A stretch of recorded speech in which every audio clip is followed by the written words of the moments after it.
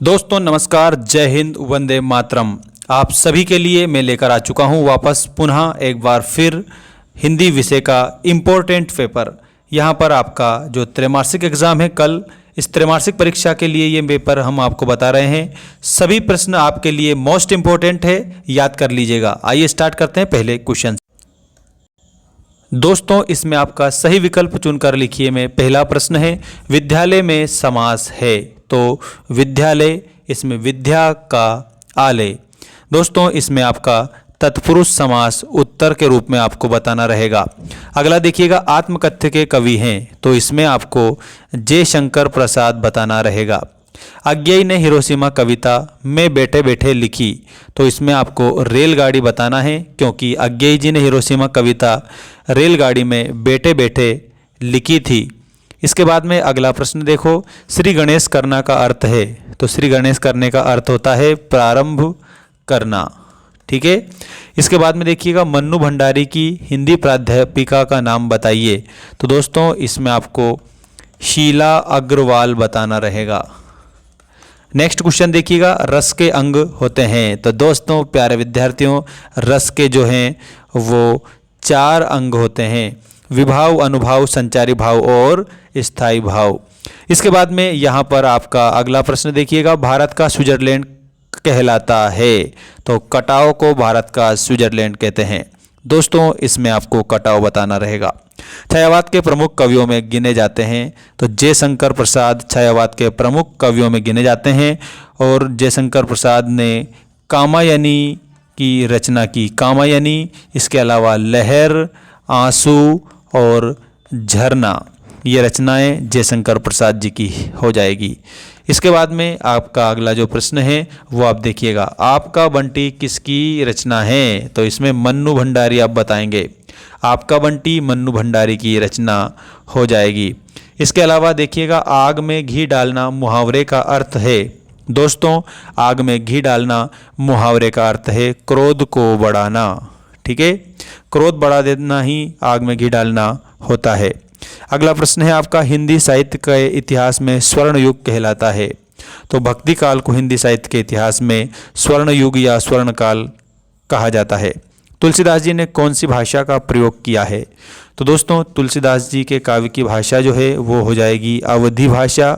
और अवधी भाषा किसमें इन्होंने रचना करी है, रामचरितमानस उन्होंने अवधी भाषा में ही रचा है। ठीक है। इसके बाद में सत्य असत्य लिखिए वाले क्वेश्चन आपकी स्क्रीन के सामने आ चुके हैं। देखिए, सिक्किम में दूध देने वाला जानवर याक है। ठीक है, इसमें आप लोगों को ये सत्य बताना रहेगा। कमचिन का शाब्दिक अर्थ सुंदर है, तो ये आप लोगों को याद रखना, इसमें आपको बताना रहेगा सत्य। रौद्ररस का स्थायी भाव शोक होता है, ये आपका असत्य हो जाएगा। ठीक है। महाकाव्य का आकार बड़ा होता है, ये आपका सत्य हो जाएगा। और संगतकार पाठ मंगलेश डबराल ने लिखा है, ये जरूर आप कमेंट करके उत्तर बताएंगे। ठीक है, क्योंकि आपको पाठ का नाम देख लेना है, संगतकार, उसके आगे क्या लिखा हुआ है ये देख लेना है। वैसे आपको मैं ही बता देता हूँ कि जो संगतकार वाला जो चैप्टर है ये हमने आपको कई बार वीडियो के तौर पर भी हमने आपको बताया दिया है। और दोस्तों संगतकार वाला जो पाठ है इसमें बहुत ही बेस्ट सीख भी दी गई है। हमने जब पाठ पढ़ाया था तो पूरा उत्तर हमने आप लोगों के लिए बताया था। ठीक है, तो बिल्कुल कमेंट करके आप जवाब देना। नेक्स्ट वीडियो में आप सभी का नाम लिया जाएगा जो भी कमेंट सही बताएगा। भोलानाथ ने मूसन तिवारी को चिढ़ाना शुरू किया, ये गलत बात है। ये भोलानाथ ने मूसन तिवारी को नहीं चिढ़ाया था, बेजू नामक एक लड़का था, वो बेजू ने चिढ़ाना प्रारंभ कर दिया था। अब ये आ चुकी है आपकी सही जोड़ी बनाइए। सही जोड़ी में आपका पहला प्रश्न है देशभक्त। तो यहाँ पर आप लोगों को देश का भक्त।